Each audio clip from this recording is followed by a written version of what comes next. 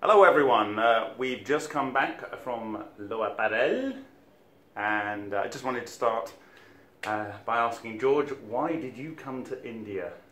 For two reasons, of course, because I knew that Suhas is doing dust diffusion like me, and I was interested to meet any colleague who has similar background, because there are only two of us, as far as I know, who are doing dust diffusion. That was number one, and the number two reason is very simple, that actually he seemed to be in the same shoes like me.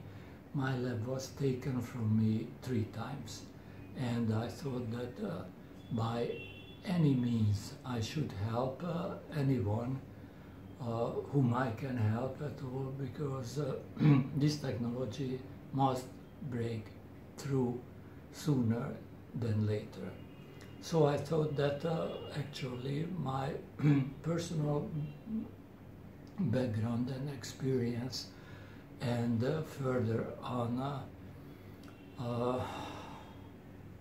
my interest in the history of the old history of cold fusion, which is barely known from the field, because most people think that the whole field started with Pons and Fleischmann, though in fact the whole stuff started with Tesla. He is the oldest one, or maybe, but I'm not sure, with the alchemist, with the transmutation. But here I'm not so sure, but Tesla has definitely paved the way out. However, he was not using the proper terms, of course, because at that time even the bare essentials of nuclear physics was unknown. But we came here to this sultry heat to finish up with a big bang, with our 9/11, with a big bang, actually learning a lot, but missing a lot as well. So it was a bittersweet experience, and I won't forget it.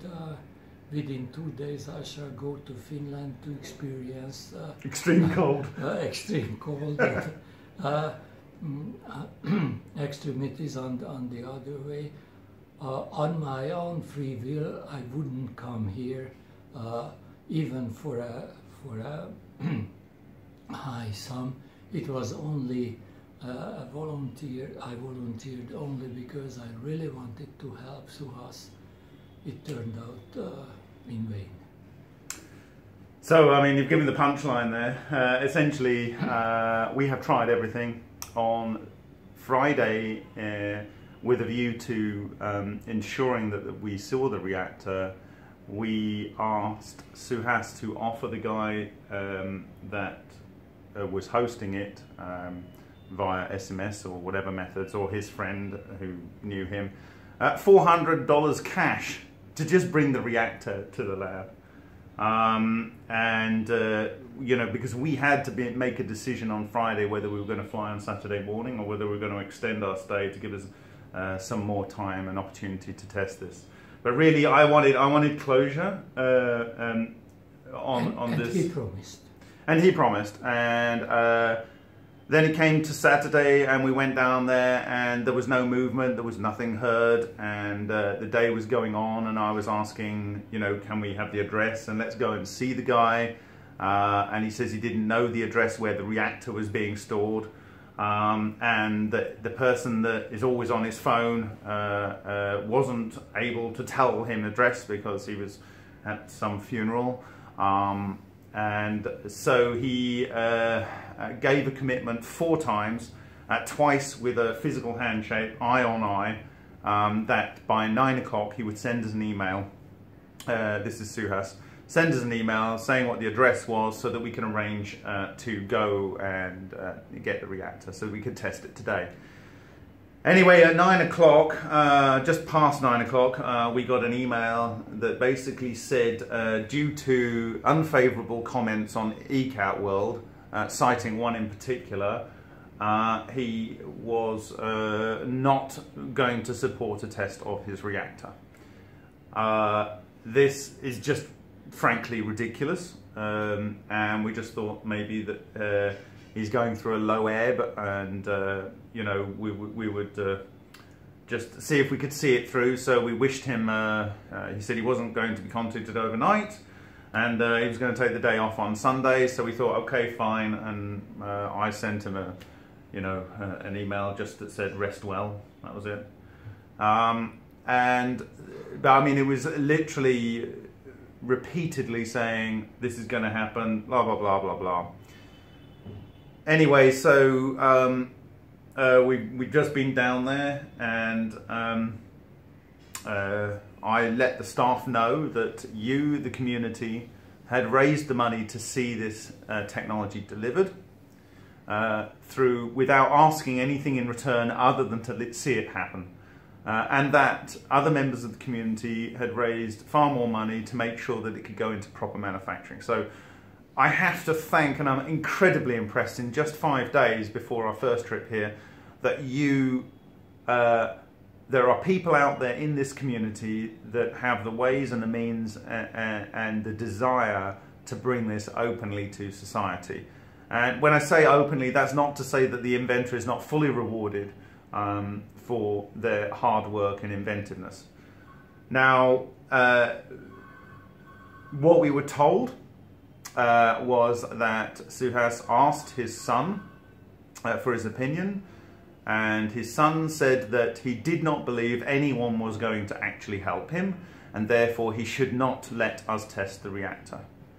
Now, which is ridiculous. It's ridiculous. Because we, especially Bob, was from morning till late evening busying himself in this sweltering heat of this incredibly dungy, dusty lab. You haven't seen anything like that. It is hell itself. But he was nothing but help.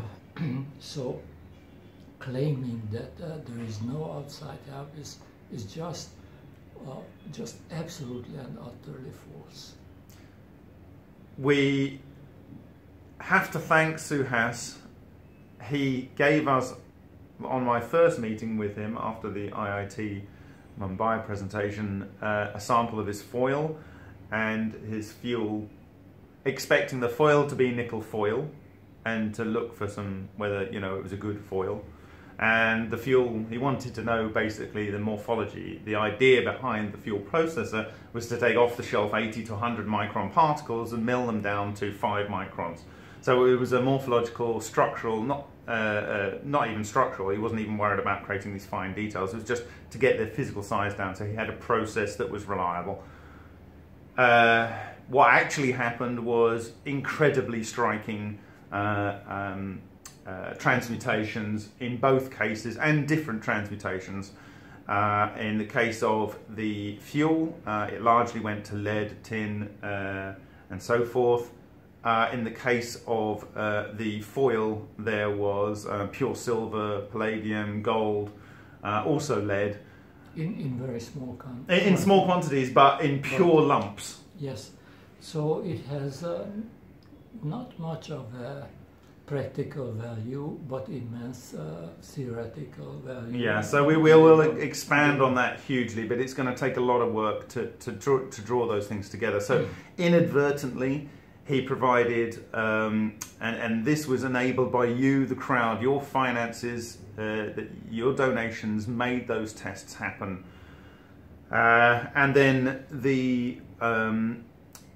that encouraged Suhas to send some samples of the ash of his reactor, and that, along with the samples that Me356 supplied, that proved Piantelli what Piantelli had told us in early 2015. And so essentially the cab story came out of this. So without necessarily intending to, Suhas has given a lot of data points, and we must thank him for that. Additionally, this week we saw that complex sound waveforms in water, and depending on their intensity, can create some incredible structures. and it gives you some indication how sound can cause the self-organization of bulk matter and particulates and nanobubbles. So there's a lot to think about, and I encourage people to look at the videos we took in the early part of this week with what's going on in those structures. But at this moment we really don't know the outcome of this whole test, because the EDX experimental test results. Well, no, we're talking about a different test. So there's we couldn't do that. But we also did these tests on the iron rod, and there's something we want to come on to, but again it involves a lot of work on our part to package it up. There's a lot of videos that I need to prepare. We've shared the sparking video, which and we've intimated some potential known phenomena that could account for this, pyrolytic iron potentially, but it did effectively make the metal soften enough so that you could pull it and it would draw thin, and it also did something to the entire bulk through the material. So we need to do some SEM on that. But we went on and did another test, which we will talk about later, again, because as I say, there's a lot of work to process that. So all was not lost, but the main event was essentially his son said, don't worry, Suhas, you know, the crowd may just think that it's all a scam by myself and George and yourself. We're all in it together, and you know, don't worry about your reputation, because they'll all treat us the same. I can tell you, absolutely, I did not want to miss my son's first day at school, and George missed his first family holiday in his life. We did not do this for anything other than to settle the debate here. What I can say for sure is that Suhas is determined to do this and do it himself. You, the crowd, have given him a lot more value in what he thinks he has. The transmutations observed in the ash are indicative of a process that provided the greatest excess heat in Piantelli's and Focardi's et al.'s experimental history that we know of. And so it is reasonably likely that his reactor does produce excess heat, but we simply don't know. So to that end, we have left the equipment that we put together, and he can test with or without steam mode and measure the power input correctly. We urge and encourage him to do so and to try and share that data with the crowd. But I think your history books of information will tell you that this is not the most desirable approach. There is one thing which is sure as a lesson from history, that nobody can do it alone. Nobody did it. That is a sure, foolproof recipe for failure. As I was taking the rest of the equipment out of the room, he says, I'm going to do this. I'm going to do this alone. Nobody else. And I said, well, I hope he does. I said, because if not, there's a risk that he's let down himself, India, and humanity. So, Suhas, I ask that you take charge of your own decision here and do what you say you think you can do. Thank you for sharing what you did, and we will move forward. There's no doubt about that. And I never say never. We learned our lesson, and the crowd we have got in exchange lots of useful information. Yeah, and there's more to come. And there is one myth also disproved. The room behind us, the wall, is covered with holly cow dung, and it didn't help. Even on 9/11. Well, what George is saying, I'm just going to spell this out. That is cow shit on the wall there. I think it's for soundproofing, or it's not for insulation. We don't need it any warmer. This is for business executives. Oh yeah, for business executives, this wonderful room here. It's about $25 a night. That we're sharing. Guaranteed success. Apparently, this is good luck to have cow shit all over your wall. But on 9/11, even that doesn't help. No. Anyway, no, we go to have a shower. We're going to have a shower, yeah. Oh, it's just hell out there. Thank you, George.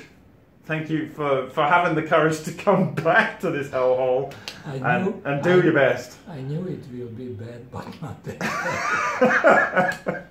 bad. Okay. Thank you for your support. Thank you for your support. We live to fight another day, and I'm pretty certain that when we package together the information that really is distilled. I mean, I've enjoyed, I don't know whether you have, but I've enjoyed discussions with George this last week or so. What we spare you. Yeah. But I think for me personally, I don't know about for George, but I mean, I would expect he would agree. Lena is 100% real. There's simply no doubt. And I think when we present the information that the crowd has enabled the MFMP to gather, largely because of accidents of Suhas is giving us things he didn't know what they were. He thought he gave away only which he thought has no value. And it has more value than you can possibly imagine. And when you compare that with the historical data from other researchers, you will see irrefutable, absolutely irrefutable commonalities that you will have to accept that Lena is real. And given the fact that people in the past have claimed excess heat of the order of what Suhas is saying, I think we're in short order of basically spelling out approaches to delivering excess heat. And I hope that more people, through whether it's selfish or altruistic means, will get up, put their intellect together and deliver this for humanity. So thank you here from India. We'll be sharing other things, but that's the report of our just how it happened, really. Yeah.